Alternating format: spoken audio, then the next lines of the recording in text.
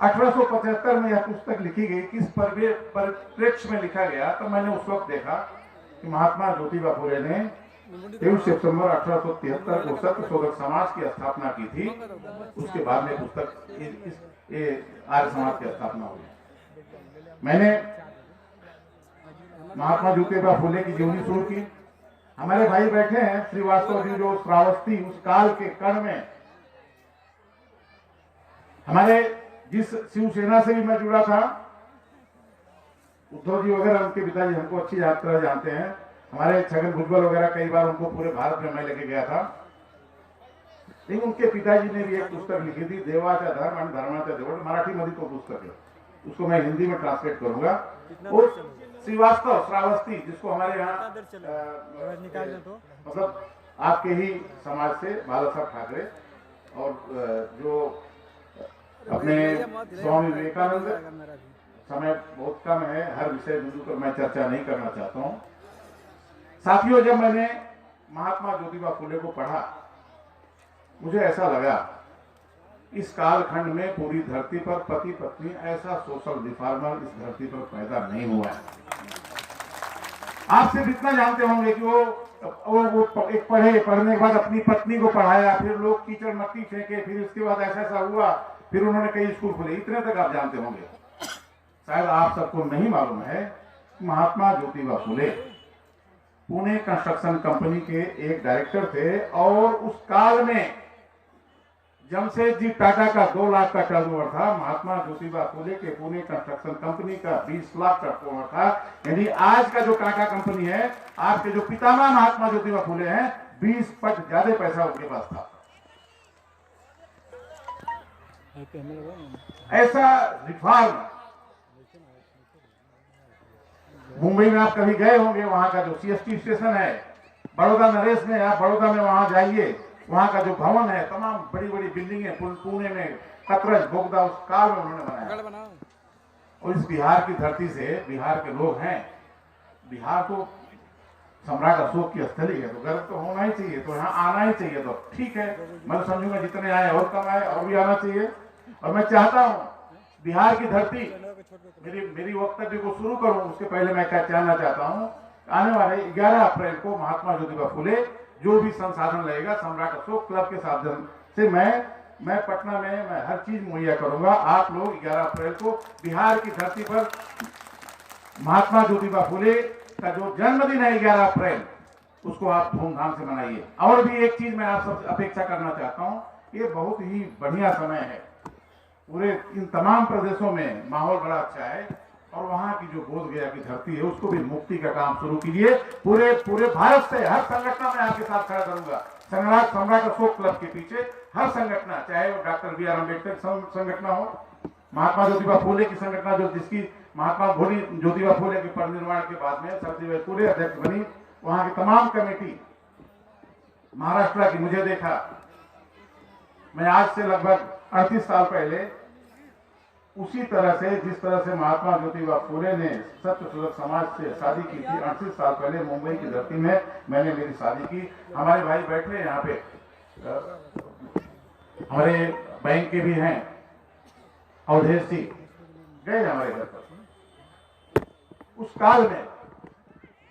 तो मैं चाहता हूं कि बिहार की धरती पर हम पूरा संसाधन आपको देंगे।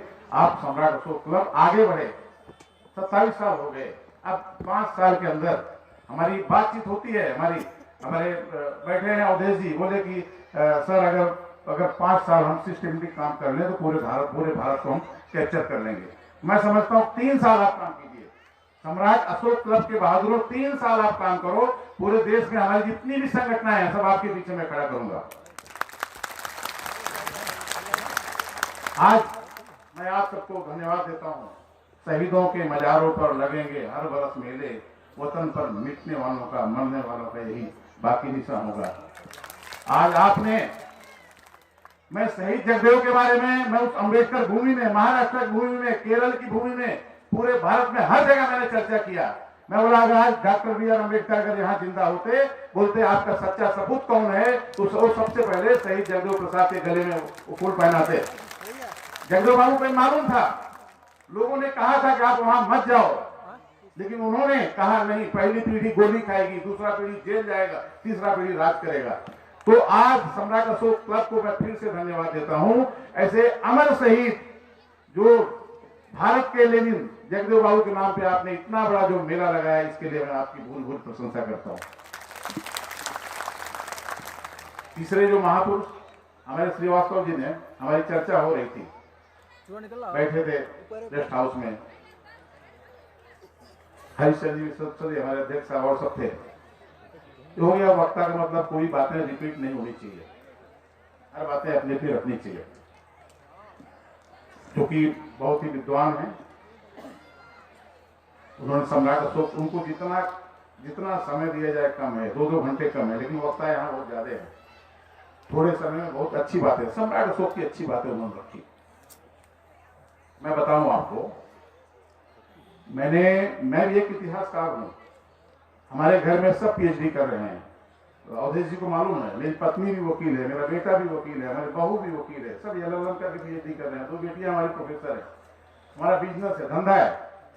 लेकिन पूरी लाइफ में मैंने देखा, पूरे विश्व में जो आप सबका इतिहास है,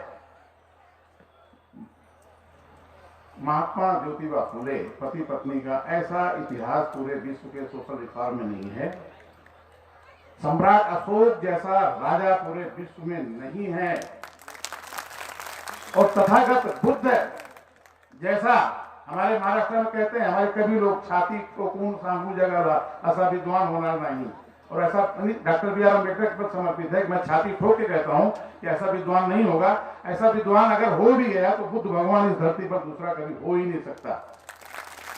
आप याद कीजिए, आपके अपने गौरव को याद कीजिए।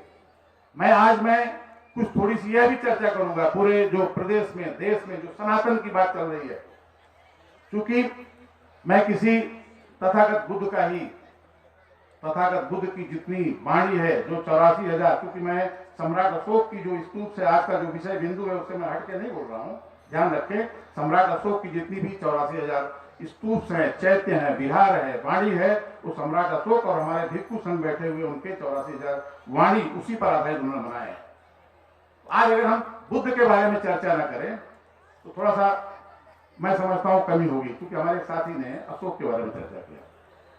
बुद्ध के जितने भी महामंगल सूत्र हैं, एक एक महामंगल सूत्र को आप पढ़िए, सिर्फ और सिर्फ धम्म है, सिर्फ और सिर्फ धर्म है। दाने न धम्मचर्या तात कानन संग पतरूप देश वासो चपुंगे चका पुंते, उनकी एक एक महामंगल सूत्र को आप पढ़ेंगे तो भगवान बुद्ध की वह धर्म ही सच्चा धर्म है।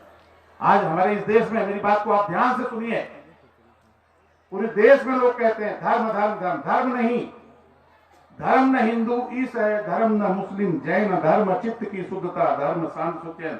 धर्म कोई हिंदू मुसलमान सिख ईसाई नहीं हो सकता, और धर्म का परिवर्तन बिल्कुल नहीं हो सकता। और तथागत बुद्ध की वाणी मैं छाती ठोक के कहता हूं कि 84,000 हमारे भिक्षु संघ की वाणी और भगवान बुद्ध की जो वाणी है, कोई एक वाणी अगर कोई झूठा करके बताए या उसका परिवर्तन करके बताए, हो ही नहीं सकता। इसके लिए फिर से मैं कह रहा हूं, हमारे इस देश के बुद्धिजीवी बड़ी गलती कर रहे हैं। वो धर्म, कार्ल मार्क्स भी कहता है धर्म ओपीएम है, ठीक है, हमने कम्युनिस्ट मैनिफेस्टो दुनिया की सारी किताबों पढ़ा हूं, लेकिन तथागत बुद्ध का ही धर्म है, बाकी सब पंथ और संप्रदाय है। इस पे मैं डिस्कस करूंगा, मेरी बात को ध्यान रखिए। अभी माननीय मंत्री जी से हमारी खूब चर्चा होती है, कुछ चौपाइयों में, मैं उस पर यहाँ, क्योंकि विषय बिंदु से बाहर होगा, मैं उस पर चर्चा नहीं करना चाहता हूँ। मैंने मंत्री जी को कहा, नहीं बेरे निबेरानी संबंधित दुराचना अवेरे संबंधित ऐसे धर्मो सनातनो, जो आज सनातन धर्म की बात कर रहे हैं, ऐसे धर्मो सनातनो, एक सनातन धर्म और सिर्फ तथागत बुद्ध का ही धर्म है। वह सनातन धर्म जो प्राकृतिक धर्म है, वह सनातन धर्म जिसमें आप डिबेट कर सकते हैं, वह सनातन धर्म जिसमें आप चर्चा कर सकते हैं। ऐसे धर्म का कोई परिवर्तन हो ही नहीं सकता। सूर्य का भी अपना एक धर्म है, पानी का भी अपना एक धर्म है, हर चीज का अपना एक धर्म है। तो धर्म का परिवर्तन होता ही नहीं है। परिवर्तन क्या होता है? संप्रदाय का। हाँ, संप्रदाय जो अलग अलग लोग बांटे हुए हैं, वो एक संप्रदाय में है। मैं उनकी निंदा नहीं करता हूं, लेकिन एक बात मैं यह भी कह दूं, कि इस धरती के जितने भी रिलीजन है, जितने भी धार्मिक पुस्तकें हैं, मैंने सारी धार्मिक पुस्तकों को मैंने अध्ययन किया और जब मैंने यह पाया कि सारी धार्मिक पुस्तकों में से हर कोई तथागत बुद्ध के उस महामंगल सूत्र को रिजेक्ट नहीं कर सकता, इसीलिए विश्व के सारे धर्म, सारे जो पंथ हैं, जो हर कोई हर बात को आसानी से एक्सेप्ट कर ले, स्वीकार कर ले, वही धर्म है। और उसमें तथागत बुद्ध का ही धर्म ऐसा है जो दुनिया के जो भी हैं, आप देखिए हमारे इगतपुरी में मुस्लिम समाज भी आता है, वहाँ हर समाज के लोग आते हैं। हमारे गोयनका गुरु जी हैं, विपश्यना के माध्यम से हमारे गुरु जी यहाँ गए हैं। इसीलिए हमने कहा कि धर्म का कोई जाति नहीं है, धर्म का कोई वर्ण नहीं है, धर्म का कोई पंथ नहीं है। धर्म जो है ये वही सम्राट अशोक ने उसी भगवान बुद्ध के धम्म को जब इस धरती में जगह जगह फैलाया, उसमें जो आज अरबिस्तान, तुर्किस्तान, कजाकिस्तान, इराकिस्तान, बलूचिस्तान, अरबिस्तान, हिंदुस्तान, सारे तान देश जितने थे उस काल में, आज जो हम कहते हैं गंगा जमुना की तहजीब है, ऐसी बात नहीं थी। उस काल में गंगा और जमजम की तहजीब थी। याद कीजिए, वो अभी हमारे अपने हैं, हमारे आप इशारे को आप समझिए, वो अभी हमारे अपने हैं, उस कमन संस्कृति के लोग हैं। आपको लड़ाई के लिए निकलना पड़ेगा। 27 साल बहुत समय हो गया है। अब मैं आपको पूरी ताकत दूंगा। अवधेश जी को मालूम है, बैठे हमारे हरिश्चंद्र को मालूम है, पूरे देश में लोग इंतजार कर रहे हैं। सम्राट अशोक क्लब एक बहुत ही डिसिप्लिन संस्था है, मैं इसकी भूल परिचय करता हूँ। आपको जितने भी साधन की जरूरत होगी, मेरे उम्र के 60 साल से मैं ऊपर हो रहा हूँ, हमारी जो भी धर्म की कमाई है मैं आपको देने को तैयार हूँ। मैंने हरिश्चंद्र को कहा, हमारी जो पुरखों की प्रॉपर्टी है कोई यहाँ है नहीं, उस 10 जिले के बीच में है। मैं अवधेश जी से कहा आप बनाओ उसको, सम्राट अशोक क्लब का बनाओ, हमारी जो 5-10 करोड़ की प्रॉपर्टी, जगह जमीन, स्कूल बनाओ, कॉलेज बनाओ, मैं हर तरह से जो भी है, यही नहीं पूरे देश में आप लोग निकलो, अब दान देने की क्षमता करो, जो उद्योगपति उनको पकड़ो। और आज धन की कमी है। मैं आपको बता दूं, जब पूरे देश में 35-40 साल से मैंने देखा डॉक्टर बी आर अम्बेडकर ने 1935 में रिजर्व बैंक ऑफ इंडिया की स्थापना की थी। तो देखिए, धन सबसे बड़ी बात है। तथागत बुद्ध के तमाम कथाओं में आप देखेंगे बैल का, किसान का, भोजन का, अन्न का, उस समय में अनाज भी धनी था। धन धान में वो धन था। पाली संस्कृति में आप देखेंगे। तो चर्चा हुई, सम्राट अशोक क्लब के ही हमारे घर में आए थे। कुछ लोग कहे, मैंने पूछा क्या करते हैं? उन्होंने कहा मैं ये करता हूँ, कुछ वित्तीय संस्था में काम करता हूँ। तो मैंने कहा अरे यार, मुझे तो इंटरेस्ट नहीं है फैक्ट्री कारखाने में, आप लोग आप बैंक बनाओ, कंपनी बनाओ। आज देखिए HDFC है, ICICI है, दुनिया भर की बैंक है। वित्तीय संस्था में आप कहाँ हो? आप आओ। उस समय में ईस्ट इंडिया कंपनी बनाई थी 1600 कुछ में, पूरे विश्व में राज किए। तो एक कंपनी तो आपके पुरखों ने बनाया था, संघम शरणम गच्छामि, मतलब कंपनी है ना। कोई कंपनी आपने बनाया क्या? नहीं बनाया। सारे लोग इकट्ठे हो जाते। अभी जो हमारा एक साथी बोला, अरे भाई खूब ताकत, तो इस धरती को चीरने वाले हमारे अपने जो किसान हैं वही तो ताकतवर हैं। उनसे बड़ा ताकतवर कौन है? तो सारी बाहें, सारी भुजाएं सब इकट्ठा हो जाए तो एक बड़ी क्रांति इस देश में हो सकती है। मैं समझता हूं 2025 के पहले एक बड़ी क्रांति इस देश में होनी चाहिए। आप इशारे में मेरी बात को समझिए। अब समय नहीं है, हमको तीसरी पहली पीढ़ी गोली खाई, दूसरा पीढ़ी जेल भी गया है। अब तीसरी पीढ़ी के बाद हमको इंतजार नहीं करना है।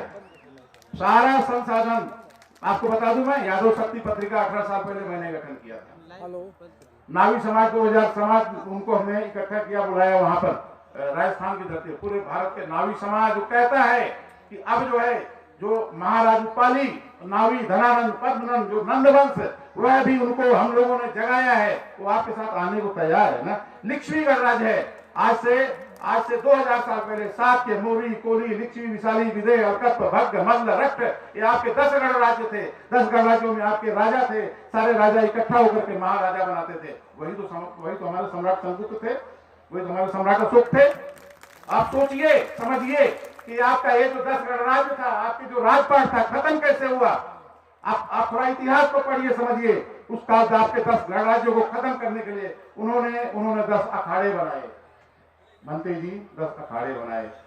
आनंद के नाम पे आनंदी अखाड़े बनाए, निर्मोही अखाड़े बनाए, निरंजना नदी के नाम पे निरंजनी अखाड़ा बनाए, अटल अखाड़ा बनाया, अग्नि अखाड़ा बनाया, नाग अखाड़ा बनाया। आपके सारे 10 साम्राज्यों को नष्ट किया इन्होंने। अब दुश्मन को आप पहचानिए। इस देश में, इस धरती पर जो मानवतावादी जो दुश्मन है, अब लड़ने का समय आ गया है। अभी हम दूसरी तीसरी पीढ़ी का भी इंतजार नहीं करेंगे।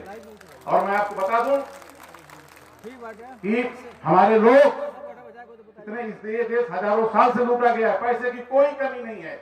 हम करोड़ों लोग इकट्ठे हो जाएंगे, पैसा इकट्ठा करेंगे तो बहुत बड़ी क्रांति हो जाएगी। हमारे यहाँ चूंकि डॉक्टर अंबेडकर की जो संगठन थी, 30 साल से वो केस लड़ते हैं। हमारे लोग जो किसान लोग हैं वो केस लड़ने में बड़ा होशियार हैं, बहुत आपस में खूब लड़ते हैं। पहले सम्राट अशोक क्लब से मैं निवेदन करूंगा, सम्राट अशोक क्लब से मैं निवेदन करूंगा, आप इस क्रांति के साथ में आप यह भी कोशिश कीजिए, घर घर में जाइए, आपस में जो लड़ाई हो रही है खेती बाड़ी का, वह भी कम कीजिए। पूरे देश प्रदेशों में वकीलों की टीम बनाइए, आप डॉक्टरों की टीम बनाइए, अब बैठिए मत, खड़े हो जाइए। और मैं यहाँ बता दूं आपको कि हमारे घर में 4 वकील हैं, मैं हूँ, मेरी वाइफ है, मेरा बेटा है, बहू है। लेकिन अदालत जो है वो अदालत का कोई मतलब नहीं। आ का मतलब आओ, दा का मतलब दो, ला का मतलब लौट जाओ, ता का मतलब तबाह हो जाओ। ये आज के इस देश में न्यायपालिका नहीं, अन्यायपालिका है। आप मत कदम रखो उस पर, आप लोग आपस में बैठो, चर्चा करो। भगवान बुद्ध की जो मैत्री है, आपस में झगड़े को खत्म कीजिए। मुझे तो बहुत कुछ बोलना है, लेकिन मैं इशारे में मैंने अध्यक्ष जी आपको कह दिया हूं कि हर तरह से हम पूरा आपका साथ देने को तैयार है। और इसके बाद में एक थोड़ी सी मैं और चर्चा कर दूं इशारे में कि तथागत बुद्ध का ही धम्म सच्चा धरती का धम्म है। बाकी सब का जो है उनकी मैं आलोचना नहीं करता हूं। एक पंथ है, एक संप्रदाय है। जैसे कहीं और पंथों में उनकी जो किताबें हैं, उन सब की किताबें हैं, नाम नहीं लेता हूं, आप लोगों थोड़ी सी मर्यादा करता हूं मैं, उन सब की किताबें आसमान से आई किताब है। भगवान बुद्ध की कही हुई वाणी आसमान से नहीं है, धरती की वाणी है। उन सारे पंथों में स्वर्ग नरक हेल हेवन जन्नत जहन्नम का कंसेप्ट है। भगवान बुद्ध के धम्म में स्वर्ग नरक हेल हेवन जन्नत जहन्नम का कंसेप्ट नहीं है। उन सारे पंथों में महिलाओं का कोई अधिकार नहीं है। भगवान बुद्ध ने अपने धर्म में महिलाओं का अधिकार दिया महिलाओं को। उन सारे में जगह जगह उनका चमत्कार है। कोई सूरज खा जाता है, कोई चंद्रमा के 2 टुकड़े कर देता है, कोई दरियाई नील के पानी के 2 टुकड़े कर देते हैं। मैं नाम नहीं लेता, मैं तो खूब पढ़ा हूं इनका सबका। भगवान बुद्ध के धर्म में चमत्कार नहीं है।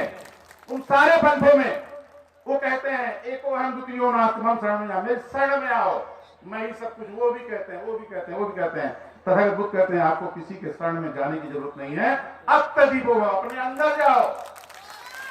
मैं इस मुद्दे पे मैं खूब ठोक के चर्चा कर सकता हूं।